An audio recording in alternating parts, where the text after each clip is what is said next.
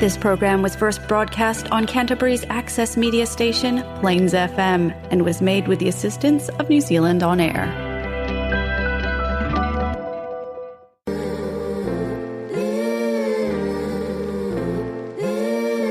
Hello and welcome to Voices Unhindered. I'm Crystal Jenkinson. On this show, I give a unique perspective and listening ear to voices that often go unheard. I want everyone to know that you are not alone and that your voice and story matters.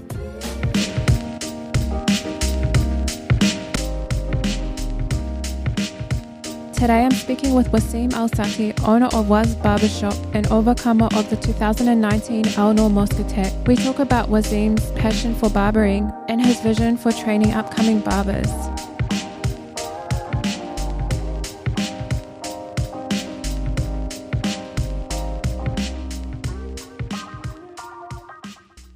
Could you please tell me about your upbringing and childhood in Jordan? I grew up in Jordan, Middle East, and tried to find some ways to support the families, tried to work hard, start my career when I was 14. What were you doing at 14? I was cleaning in a barbershop. Oh, cool. Like, whose barbershop was it? I was the neighborhood barbers or someone that I started when I was 14, and that was... Did you do it because you wanted to do it, or did your parents tell you to do it? No, I did it because I want to do it, and also I would like to show help and support to my family so I can be a provider as well. Like the culture back home, was it like a big culture of barbering? No, I tried to find something that I will like. So I liked barbering at the time. I didn't want to go to a mechanic or a building at the time because the way that we learn any skills, we start young. We start from down on the bottom of everything, and then we go step by step. That's cool. And when you were growing up, like you said that you wanted to be a provider, did your family, were they struggling with money? Kind of, but also one of the things that it's a nice story to hear when I decided I want to be a barber. So when I was young, I had a curly hair, thick hair. I used to be sent to the barber by my mom to get a number 4 all over, and I hated so much. So I said to myself, when I get a chance, I want to choose my haircuts. And I couldn't choose my haircuts at all until I had to work and support the family. So I decided I want to be a barber so I can choose my haircuts. And I start loving the trade since. Is it common for people from your country to have curly hair?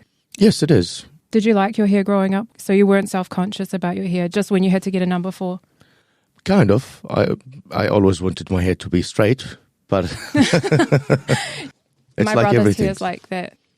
When we grow up, we don't have that understanding of, you should like what you've got. You should be pleased with what you've got. That's cool. Yeah, people always want what they don't have, eh? Exactly. Were you interested in school, studying, or was it something you didn't like? I was interested in school until, as I said earlier to you, that someone need to step up and help the family, and I was the oldest. Did you finish high school? Did you just go straight into the barbering? No, I didn't finish high school. I finished intermediate, and then after that, I went straight to work, yes. And did you need to study anything for becoming a barber back home, or did you? Yes, so after a year of working in a barbershop to get experience, and then we went to something similar to barbering academy, and then I start from there. Because I didn't want to waste money just to go to the barbering academy before I find out that I like it or not, that I want to continue it or not. And your parents, they were quite supportive of you becoming a barber? Yes. And what brought your family to New Zealand? For a change, a better scene, different people, and great atmosphere for the kids. Spend some more time with the children. Where I come from, work, it's very important. If you don't work so hard, someone else will come and do it. In New Zealand, you only work for a little bit, and you must give some time to your family. And that's what I wanted. Where I come from, we work 9 to 9 every day, or even 9 to 10 every day. In New Zealand, you work 9 to 5, 9 to 6, and then you've got plenty of time to spend with your kids. You've got times off, and that's what brought me here. And looking back at the day that you and your daughter were shot at Noor Mosque, was there anything that you feel, like reflecting, that you feel you wished you had done or hadn't done? Well, I wish I was there. I was not there, but nothing I can change it. Yeah. But I have to cope with it. It's very painful for my trade that I have to stand all day, that all my movement, it's around the barber chair, which is within 1 meter, and that's very painful. But I think it's I have two options, either to cope or to be break down by the situation, and I decided to cope because I do have other kids as well, and I cannot let them down, and we have to move forward. How has your recovery been, like physically, and also your daughter's, but yours first? Like, how has it been with your hip? I had about 16 surgeries so far, and I'm still waiting right now. Today, actually, I'm still waiting for a scan to be done to my hip, tailbone. Wow. That I do go regularly every 6 to 8 months for some injections, especially for the bones. But it's bad, very sore. But I'm coping.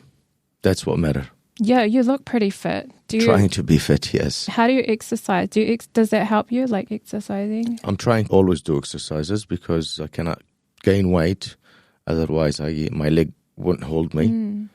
And swimming a lot. Try to find whatever exercise that I cannot. It's easy for you. Yes. And what about your daughter? Do you mind me asking how she's doing? Well, it's very tough situation, very complicated. She will not be a normal. She's normal to me, but of course. It's going to be a big challenge. So big challenges, yes, for her future. Is it correct that she still has brain damage, or is it like Yes. healing and getting better, like as she's remembering things more? Well, she does have a brain damage, and she's half blind as well because of that. She can't walk properly. She's going to carry this for the rest of her life. And what about like emotionally? Like, how has it been healing? Obviously, it's not just physical wounds. How has it been healing for you? How have you healed from that time, or are you still like processing what happened? I look at it from a different perspective. I look at it as a story to tell. I look at it as I was in the wrong time and the wrong place. I cannot blame myself or blame anybody. So either two options, moving forward or stuck in that time frame and just keep blaming, try to find someone or something to blame. Yeah. That's not going to get us anywhere. And after my thinking, if I go down, I've got 4 children as well. They're going to go down as well with me. So I decided to move forward, use it as a story, and talk to people about it as a story. And we have to wake up in the morning and we have to rush things and we have to yell at each other, where is my socks, where is this, where is that, and completely forget about that situation. And if we talk about it, we talk about it in a fun way, not in something that it's break us down. I don't mean to sound like weird, but like, has there been anything good that's come out of that, what happened with your business? Like, obviously more people know about you around New Zealand, and like, has it been good for your business? So at the start, yes, we had a lot of good support from the community, and we still have some, but also we do deliver good haircuts as well. I try to be a very reliable barbershop. We don't do booking, we just only walking, and we try to be there. They help me to actually build a really good name, and we deliver really good haircuts as well. I have used it in a good way, but I don't think this way. But I used to be busy before the shooting, super busy, and I'm still on the same. And that's how I look at it. But we did have a lot to talk about it, me and a lot of clients, about what have happened. And we moved on. And most people that come into your shop, do they know like about your experiences? No, not a lot of them, no. Some people ask me, Wasseim, what happened with him? I said, he's our boss. And I don't say who that I am Wasseim, because sometimes I feel I don't want to talk about it. Oh, I see. And some people come just to hear the story, and it's exhausting sometimes to repeat it after repeat after repeat. That's true. Yeah. Is it like reopening old wounds, kind of? Kind of, but I use it as a story to tell, not as a open wound, and as something that will keep me sad. Interacting with like customers, what do you usually talk about? I know this is a weird question, but like, what do like guys talk about in the barbershop? What happened in the barbershop, stay in the barbershop. My brother's a barber. Oh, did he? I don't know what he does. Well, ask him. If he tell you, I'll tell you. But exactly what happened in barbershop, stay in the barbershop. Now that's cool because guys have to talk too and they need to find somewhere to talk. Yeah. Do you go to your hairdresser? Yeah. What you guys talk about in the hairdresser salon? Well, actually, yeah. Just about my see, life you and can't stuff. tell me. Yeah. Yeah, like personal stuff, eh? We talk about bad things. Oh, yeah. Not personal only. Bad. We bad boys. Isn't it that, my clients? Just going back to your childhood, who was your role model and who did you look up to as a leader figure? I don't know. I just wanted to be a leader. I just want to impress my family and show them that I am able to do things for them, yes. I'm the oldest, so I wanted to help them. And I saw my dad working so hard, and my mom did as well. Do you mind me asking, what did your parents do? My dad, he's a mechanic, heavy machine mechanic, and my mom, she's a very fine hairdresser. Cool. So it runs in the family. Yes. So. And just going back to the day of the mosque attack, were you happy with the response of former Prime Minister Jacinda Ardern and the Labour Party towards you and others? Well, after 5 years or 6 years now from the shooting, I won't call it from the Labour Party. I call it individual act. Jacinda done amazing at the time. And everyone in her position, I'm very sure they will do the same. Mm-hmm. But I don't look at it as a parties or a facilitating who's done the great and who doesn't. That day was a really bad day for all New Zealand, not just only the Muslims, the Christchurch, for everybody. When the police done a lockdown, they done a lockdown for everybody. They didn't do a lockdown just only for Muslims or for non-Muslim. So the response was amazing at the time, and it's a lesson that all learn from how we act. What should we do? Do you mind expanding on your thoughts about the Christchurch call to eliminate terrorist and violent extremism content online? The new program that started with Jacinda Ardern and Christopher Luxon. Do you know about that? Yes, I did know about that. And I think what they are doing, they're trying their best, but they need to put more educated people in that field. They need to put more people that they're expert in that field. And pretty much for me, I just wanted to move on. I didn't want to do anything with anything. Sometimes I am glad that happened with the Muslims, and that have opened big eye to the Muslims to show the Muslims that they're not bad people, they're not just only terrorists, they're just not rapists, not like what you hear in a lot of Western media. So it's good that people have seen us, but it's bad that we have lost all these lives. And we all have heard in the way that everyone have a different loss. Some people cannot move, some people lost family member. I'm in pain all the time. And my daughter and other people. So, but overall, the reason why I said yes, I'm happy that happened against the Muslims, because everybody was angry at the Muslims because they listen to the media. They don't actually see the big photo. They don't see that the Muslims... If I go outside now when I've done something stupid, people don't know what's my faith. They'll say, oh, you're stupid or you this. But if a guy named Muhammad or a lady with a hijab, she done something, they will say the Muslims. But... like stereotypes. Exactly. So Virgin Mary was with hijab back in the days. So the Christians does sometimes wear that hijab. So why do I need to facilitate things to put it all in one race? And then you like what you just said, like the Christians wear a hijab sometimes, but like lots of Christians, they don't believe in what the Catholic Church teaches. Like, so it's like you can't just say like all Christians believe what the Catholics believe, because you know what I mean? You can't just like group everyone together like... Exactly. Like what you just said, yeah. Exactly. I cannot take ethnicity on the back of situation. If I had a fight with someone, he's a dark skin, I'll say, oh, that's the whole race. So it's individual act. It's individual act. So, and the reason why it's a lot of people, they thought, oh, these Muslims, they are these Muslims. But the Muslims is not like that. The Muslims, they talk about peace. They talk about love. They teach us that. We teach our children peace and love. Give more than what you take. in every community, you've got the good people and the bad people. But because you hear about us more in the media, about, the Muslims killed the Daesh, the ISIS, and this and that. What about other organizations in the past that they've done so much? Yeah, the media have a lot to answer for. They do. They encourage thought patterns like false beliefs about people, groups, and like you just said, the media.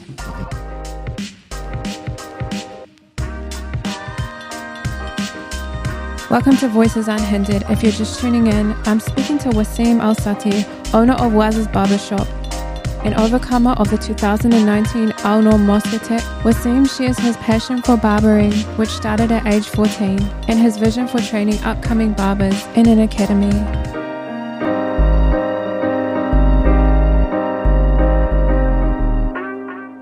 When and how did you start your business in New Zealand when you first came here? And did you know that you wanted to start a barber shop when you came here? Yes, so I used to work in Christchurch for a number of years before I started my business, and I worked with a guy, and I have given him a promise to give him 2 contracts if he give me a visa to come to New Zealand. So the first contract was 2.5 years. The second contract is the same. 6 months before my contract expired, he come to me. He's like, okay, we're going to sign a new contract. I said, nope. I promise you if you give me a New Zealand visa, I'll give you 2 contracts, and then I'm moving on. So I leased a shop in Victoria Street at the time before the shooting happened. And I decided to have a barber shop and a mobile truck so I can do training on the mobile truck, as I would like to start my training academy because we need barbers in this country. There is no barbers. We need young fellows. We need to put people on board. And so that's your dream, like to start an academy? Yes. And so I thought, okay, I'll lease the shop, I'll go buy a truck, and then we'll see what's going to happen. So I listed the shop, and then 2 weeks after the shooting happened, everything stopped. I either bought all the equipment that I need to buy, but shooting happened. Stopped me for a long time. Come back, try to be better, try to get better physically, mentally. And I've been told by the doctor, we never know if you will be able to walk or not. Wasseim, we don't know. You're in a wheelchair, you're going to be in crutches, but we don't know for how long. It's a nerve. It's tricky. It's a nerve and a bone, and that's what we have. We can't tell you nothing. So when I come back to Christchurch, I come back on 2 crutches. And I looked into it. I cannot do the barbershop. So I come up with the idea with the truck. Rather from doing it for training, I'll do it as a barbershop. And then I open when I can, and then I close when without have commit to a shop, pay a lease, to pay anything. So I start from the Riverside Market. I remember that a lot of people was not happy for me to be in the Riverside Market. A lot of people in the same industry reported. Why is that? Why do you think they weren't happy? Competitive. Do you want to say competitive in the Riverside? And the report to the council. Council closed me down many times, but that was a really good start. And then a lady contacted me. She said, Wasseim, I've got a car parking ready for you if you want to take this opportunity. Bring your truck along and see how it's. So I start from Victoria Street. And then the wider community in Christchurch, they support me amazingly. So I start open for an hour, closed another hour, graduate myself to work. I was so happy meeting people. I was so happy that I'm making income for my family. And that income was amazing. And I didn't rely on how much I'm going to get from the government, from the working income or from the ACC or from that. It's not something I want to live on it. Yeah. And income after income start getting really good. I start feeling a lot happier. And I don't have to go and explain why do I need these expenses for the government. So now I do earn my own. And the community it's helping. They start, even people come to my house when they saw the truck. Oh, I had amazing support from the wider community. I had amazing. I love you guys all. I seriously do. Everybody in Christchurch. Wow. They done amazing. So after that, one after one, now I've got 7 trucks thanks to you guys. And only 4 was operating. Now down to 3 because we have no barbers, but we will get back into the road and we will put a barber shop in every single corner here in Christchurch and outside as well. Oh, so like you're looking at across New Zealand? Yes, I am. And why do you think like there's not enough barbers at the moment? Like what do you think it is? I don't want to get people angry from me, but the courses that they give in Ara and other places is not the right courses. Come on, guys, be fair here in this situation. I love you guys in Ara, but you cannot get a hairdresser to teach barber. You need an actual barber to teach barber. That's a good point. So seriously, I did come to Ara and I looked into the courses.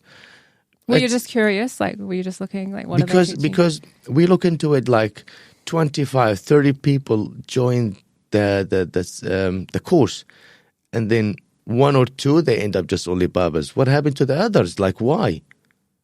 Because sometimes we get the 90 hours trial in a barbershop, and they come out after a year. They don't know much. They don't know nothing. I'm sorry, guys in Ara, if you guys listening to this, but I love you guys. But seriously, and so we need barbers who teach barbers. You cannot get a hairdresser to teach barber.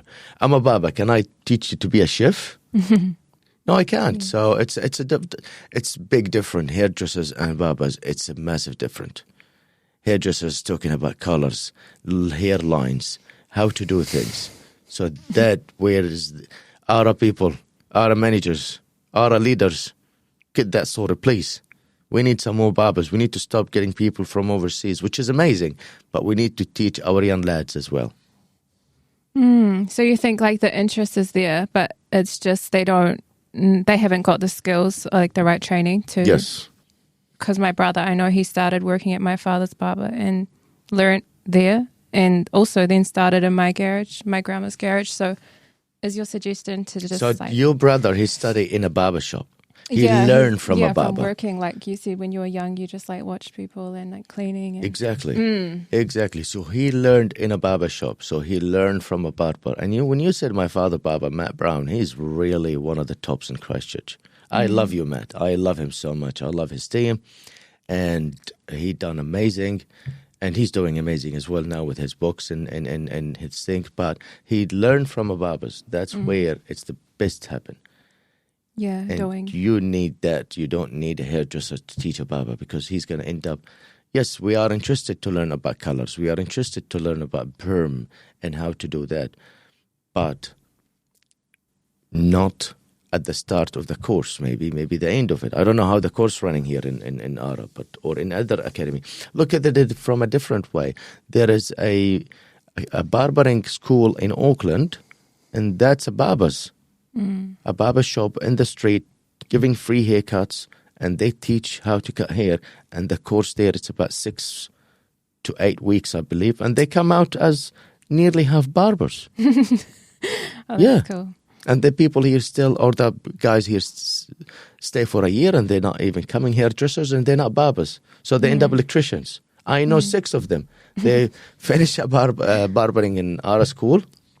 And now they're all in a different trade, electricity, building. Yeah.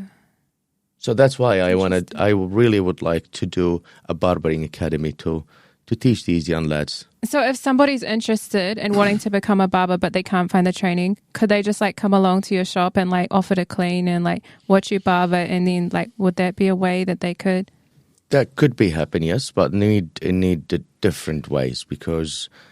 people need to make living. People need to have commitment, and I haven't done the actual course that I need to start with, and I haven't started to do a structure for that. But you're looking at it now. Yes, yes, I am. How are you going to go about teaching once you start the course? Are you going to? As I said, I haven't bought a plan yet, but yes, I am. It's going to be teaching in the shop. It's going to be 4 days working in a shop, and 1 day theory. And then we go from there, and they need to have a certain time, certain things, certain jobs, certain haircut to do, and communication with the clients, and give themselves educated as well, so they can be a lot talkable with the clients. Are those the things that you're looking for in a good barber? Like, would you employ someone if you saw them like interacting well with the clients? 50% of the good haircuts, it's how to communicate with your clients. Sometimes I do bad haircut for a customer. Completely, like seriously, sometimes I do really bad haircut. But because I talk to the clients very well and we make a nice joke, he will say, okay, next time do it better, Wasseim. I'm like, oh yeah, sweet Wes. I'm sorry, man. I just forget what to do. I promise you, once a client comes, he want a short back inside and a nice swing to the side with his hair, and I just grab the machine and just shave it all off for number 4. I don't know what I was thinking. And he's like, what are you doing, Wasseim? And I'm like, oh my God, the client before you ask for a number 4, and that carry on with me. But because of nice communication, he actually paid for number 4. So he loved it. He come back again because we have a chat. We talked. A lot of young fellas now, they want to not talking to people, and they want to be shut down themselves. So we try to get them out, yes. So half of the job you're saying is not barbering, like half of it is how you interact with people. Yes. And do you think a lot of potential barbers don't realize that? Or young fellas, yes, don't realize that. That's interesting. Yes. And do you think like those skills, like social skills, are lacking among like a lot of young? Yes. Do you think it's because they're always like on their phone, or do you know? Yeah, and not like speaking to people face to face? Right. Games on phones, yes. That's a very massive situation, yes. And how do you think that people can improve their like social skills? Communication with people. Mm-hmm. Yeah. Look at it from the marketing perspective. The marketing perspective, it's when someone want to sell you something, he will leave everything and he will make you the one who understand that product to sell it to you. And keep talking to you about the product and give you the good things and the bad things and this and that.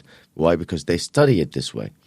Now, all the education about marketing, it's actually about marketing on these devices so people can see them. But back in the days, people will talk about the product. Yeah, that's true. Mm-hmm. So do you think like part of the reason you've been so successful is your personality? Like you're quite convincing and like quite like charismatic? I hope so. Yeah. I hope so. You kind of look like you could be an actor or something. I hope. It's one of the things that I loved to do in the past, but really? I'm too old for that now. Were you considering like being an actor? Well, you're going to put me in the right place? Yeah. I love you so much if you do that, yeah. Or a comedian, eh? At least me and my clients will laugh. Yeah, that's true. Yeah. That's half of the job. Yeah. And how many, so you have like 4 barbershops open now, across Christchurch. Is it 4? 3. Down to 3 yeah. because of the, But you're looking at, like, you can open more and you're just waiting until you can train others. I hope so, yes. Yeah. At the moment, I've got immigrant barbers. I've got people from Middle East. I've got Philippines, Brazil. At the moment, we've got all immigrant. They are amazing. They do the job very well. And until I get some more barbers from overseas as well, and then we try to train people here as well, yes. Yeah. Would you like barbers from like here? Like when you said immigrants, do you mean like they're not citizens? No, I give them visas to come to New Zealand so they can work here, yes. I see. Like, are you looking at like training some who are like born and bred here? I'd love to. I've got no problem. I just need... Just the thing, the problem is I cannot pay a trainee. And me being a business and having anybody to work for me from here, from these young fellas, I cannot afford to pay him while I'm teaching him. So, because there is no barbers here, and I had, on the last 2 years straight, every single month, I put an ad on Trade Me looking for barbers. So I have put about 24 ads on the last 2 years to look for barbers, and each ad is about $300, $400. And when you say barbers, do you mean like a qualified barber from like ARTA? No. What do you mean by qualified? Like, what do you mean like a barber? We need barbers. We need to train these guys to become a barbers. And I don't have barbers here. There is no barbers in New Zealand to hire. So we had to get them from overseas. So once we employ them from overseas, they come, they do the job. Some of them stay, some of them leave. Some of them come for holidays. It's not about qualification. It's about how to actually cut the hair. If I give you all this book that you've got in front of you that I am a chef and I cannot cook a meal, that will make me a chef? So you need me to cook you the meal to show that I know how to cook that meal. So if I give you a qualification that I'm a barber from ARA or from any other, and I can't cut hair properly, and I spend 2 hours cutting one. So they don't need a qualification. They just need to know how to cut hair. Yes. And to know how to cut hair, they need to have the natural talent to do it and the communication skills. What you're looking for? Exactly. Yes. And you said that you haven't had anyone from here like show an interest. Yes, I'm not looking for a qualification. I need That's a hand skill qualification. I don't need to see an actual paper. But it's just that you don't have the time at the moment to train, but they can watch you. Yes, I don't have the actual time, and I don't have I didn't do the program yet, and I don't have a sponsor for that as well. And I need a sponsor for that as well. So they pretty much need to show their own initiative, like that's what you're saying. Yeah. A sponsor, I would like to have a sponsor from ARA, either from himself or from the government, to show sponsor that I will be able to train, and that will help a lot. I start with a really good friend of mine, Nick James. He's amazing hairdresser. He's in Hito. He does other courses as well, but they're all hairdressers again. They're not barbers.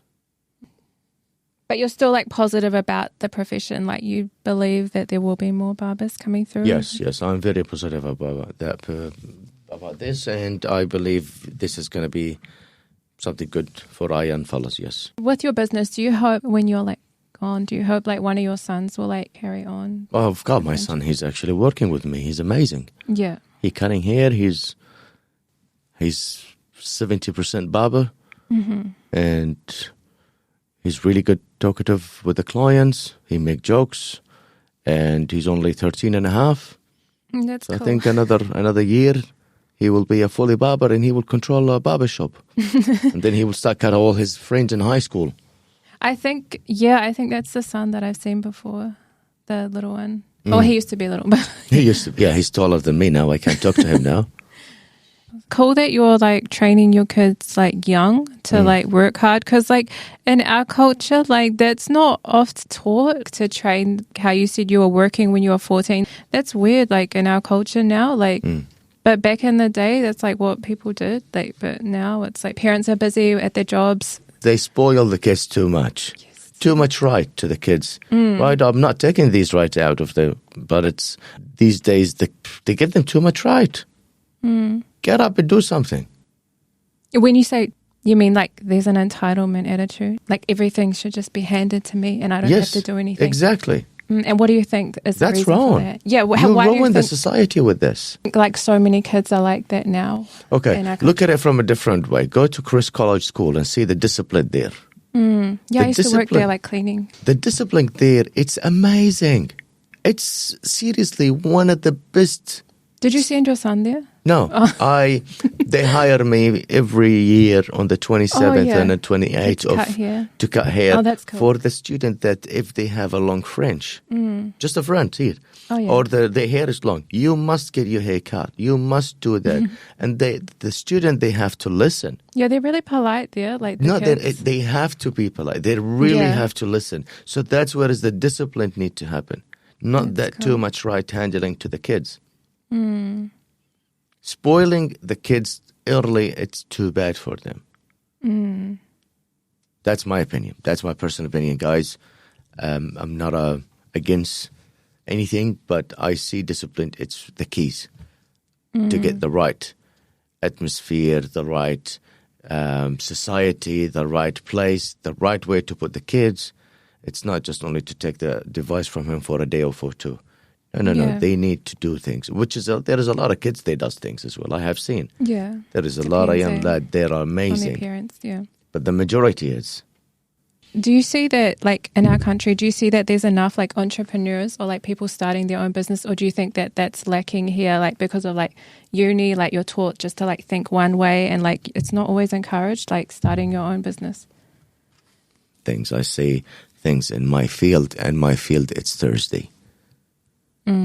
So I don't know about other field, and the reason why it's my field is Thursday because I'm really struggling as well. It's funny that you say that because there's so many barbershops that I see around, but then like you said, there's not enough barbers. Like, do you know what I mean? Yes. Well, the barbershops that you look at, how many of them they have closed recently? Yeah. They pop up. Yeah, they stay for a year or two, true. They close. Why? Because they cannot survive on that expenses, on that taxes rate, on that no staffing. So you only can do so much before you actually exhaust yourself.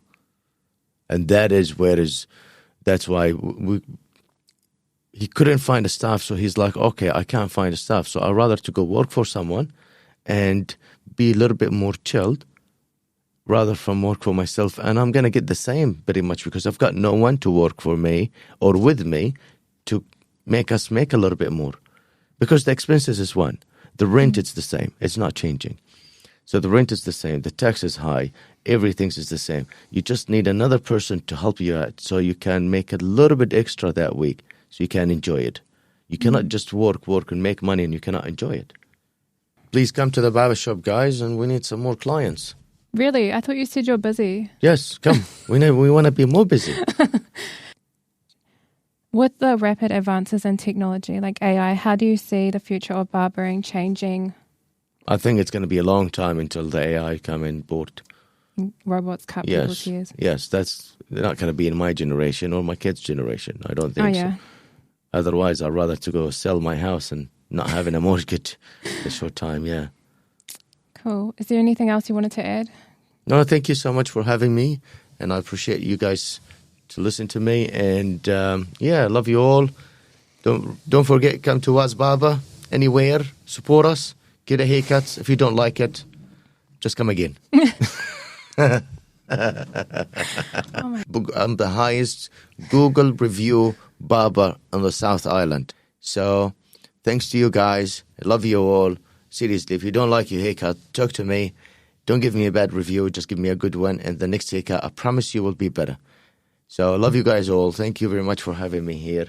Really appreciate you. And we need some more young fellas to be a barbers. Bring me. My number is online. See you later. Thank you. It was interesting talking to you, Wasseim. Thank you. Bye-bye.